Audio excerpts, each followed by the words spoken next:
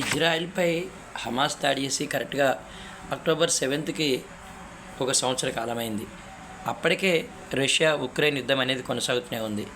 ఈరోజు మనం చూసుకుంటే సంవత్సరం గడిచిన తర్వాత కూడా ప్రపంచం అనేది ప్రపంచ యుద్ధం వైపు దారితీస్తుందా అనే విధంగానే మనకైతే అనిపిస్తుంది. నిజంగానే ఒకవైపు మనం చూస్తే రష్యా ఉక్రెయిన్ వార్, దానికి అంతం ఎప్పుడో తెలియదు. స్టార్ట్ అయ్యి దాదాపు 3 years అయిపోతుంది. ఇరువైపులా విపరీతమైన నష్టం. ఉక్రెయిన్లో చాలా భాగాలు విపరీతంగా దెబ్బతినిపోయినాయి. అయినా పశ్చిమ దేశాల సపోర్ట్తో పోరాట పటిమ కనబరుస్తూనే ఉంది.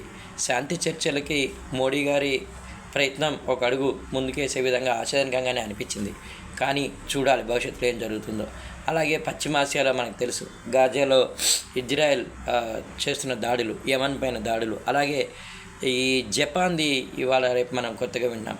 జపాన్ భూభాగంలోకి రష్యా ఫైటర్ జెట్లు రావడం, దాన్ని మళ్ళీ జపాన్ పంపడం, ఇవన్నీ కూడా మనం చూసాం. గతంలో కూడా ఒకసారి 1904 అప్పుడు సెకండ్ వరల్డ్ వార్ ఆ టైంలో అనమాట, ఫస్ట్ వరల్డ్ వార్ ఆ టైంలో రష్యాకి జపాన్కి కాస్త యుద్ధం జరగడం, అలాగే కొన్ని భూభాగాల విషయంలో ఇరువురి మధ్య అభిప్రాయ భేదాలు ఉండడం, అలాగే జపాన్ ఉక్రెయిన్కి మద్దతు ప్రకటించడం, ఇవన్నీ కూడా రష్యాకి కాస్త ఆగ్రహం అయితే కల్పిస్తున్నట్టున్నాయి.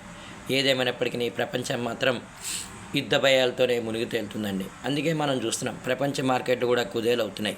కాకపోతే ఈ ఇరాన్కి సంబంధించినటువంటి పెట్రోలియం కేంద్రాలపైన కానీ ఇజ్రాయెల్ దాడులు చేసినట్లయితే దాని ప్రభావం ప్రపంచ దేశాలపైన పడి ఆర్థిక వ్యవస్థలు కుదేలు కావడానికి ఆస్కారం అనేది ఉంది. ఇప్పటికే మనకు తెలుసు, ఉక్రెయిన్ నుంచి వంట నూనెలు, గోధుమలు, ఇవన్నీ కూడా ఆఫ్రికా దేశాలకు ముఖ్యంగా చూడండి, ప్రపంచంలో ఏ మూల యుద్ధం చేసినా సరే దాని ప్రభావం అనేది ప్రపంచంలో అన్ని దేశాలపైన పడుతుంది.